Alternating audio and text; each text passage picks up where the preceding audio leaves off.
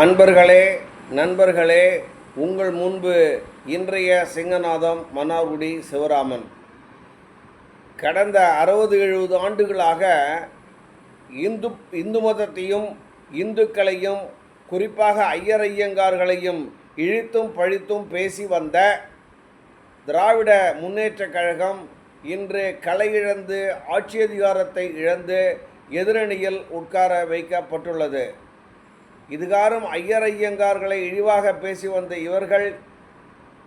இவர்களுக்கு இன்று இந்துக்கள் மட்டுமல்லாமல் இஸ்லாமியர்களும் கிறிஸ்தவர்களும் கூட எதிரியாகவே உள்ளார்கள்.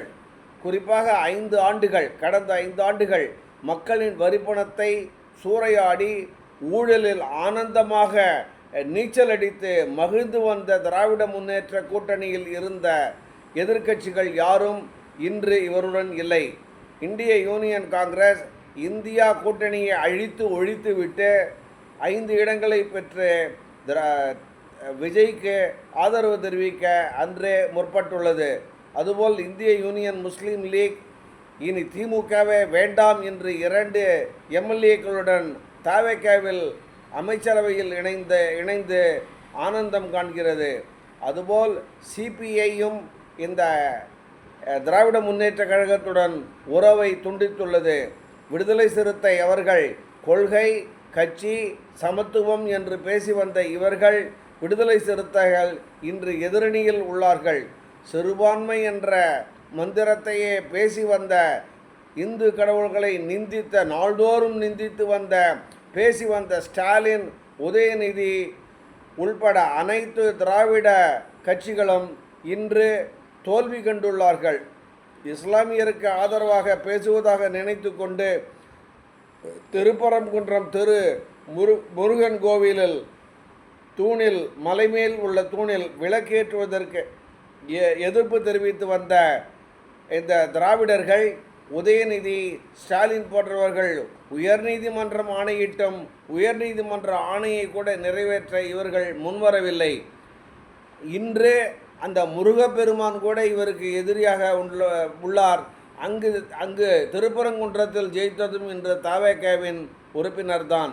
மைனாரிட்டிகளுக்கு என்று பேசி வந்து அவர்களையும் இழந்து இன்று தெருவில் நிற்கிறது. அவர்களது வாக்குகளையும் இழந்துள்ளார்கள் இந்த திராவிட முன்னேற்ற கழகத்தினர். இவர்களுடன் சேர்ந்து இந்த அண்ணா திராவிட முன்னேற்ற கழகம் தோல்வி கண்டுள்ளது. உதயநிதிக்கு நாக்கு ரொம்ப நீளம்தான். சனாதனத்தை டெங்கு, கொசு, கொரோனா போல ஒழித்துவிட வேண்டும் என்றெல்லாம் பேசி வந்த இவர் இன்று இவருடைய அம்மா வீட்டில் பூஜை செய்கிறார். காஞ்சிபுரம் ஐயங்கார் பட்டர்களை வைத்து எதிரிகளை துவம்சம் செய்வதற்காக ஹோமம் நடத்துகிறார். திருச்செந்தூர் கோவிலில், முருகன் கோவிலில் சபரீசன் என்று யாகம் செய்கிறார். இங்கே ஸ்டாலின், உதயநிதி அவர்கள் இந்துக்களை ஒழிப்பதற்கான வழிகளை தேடி வருகிறார்கள். உங்களுக்கு இந்துக்களை மட்டுமல்ல, நீங்கள் இஸ்லாமியர்களை மட்டுமல்ல, அனைத்து தரப்பு மக்களின் ஆதரவையும் இழந்து இன்று நடுக்காட்டில் விடப்பட்டுள்ளீர்கள், நட்டாட்டில் விடப்பட்டுள்ளீர்கள். இதை இந்த ஸ்டாலின், திராவிட முன்னேற்ற கழகத்தினர் உணர வேண்டும். இவருடன் இணைந்த அண்ணா திராவிட முன்னேற்ற கழகத்தினரும் உணர வேண்டும். வீரமணி பேசுகிறார். அந்த பொம்பளை பொறுக்கி பெரியார் கட்சியில் வந்த இந்திய சட்ட புத்தகத்தை எரித்த பெரியார், இவருடன் இணைந்த இவரோட ஃபாலோயர் என்று சொல்லி வரும் இந்த வீரா ஓசிச்சோர் வீரமணி 2 அமைச்சர்கள் ஐயர்கள் இந்த தவேகாவின் அமைச்சரவையில் உள்ளார்கள் என்பது இவருக்கு பொறுத்து கொள்ள முடியவில்லை. குறிப்பாக அறநிலையத்துறையை மகேஷ் என்ற ஒரு பிராமணர் நிர்வகித்து வருகிறார். இதையெல்லாம் கண்டு இவர்கள் வைத்தறிச்சல் படுகிறார்கள். நான் இப்பொழுது கேட்கிறேன், நீங்கள் இஸ்லாமியருக்கு ஆதரவாகவும் கிறிஸ்தவர்களுக்கு ஆதரவாகவும் இந்துக்களை எதிர்த்தும் இந்துக்களை திருடர்கள் என்றும் உங்கள் அப்பா தொட்டே கருணாநிதி காலம் தொட்டே திட்டி வந்த நீங்கள் இன்று இந்துக்களின் வாக்குகளையும் இழந்துள்ளீர்கள். உங்களது கட்சியில் உள்ள இந்துக்கள் உங்களது கட்சியிலிருந்து பறந்து போய்விட்டார்கள். தவேகவின் வெற்றி எதிர்பாராதது தான் என்றாலும் இன்று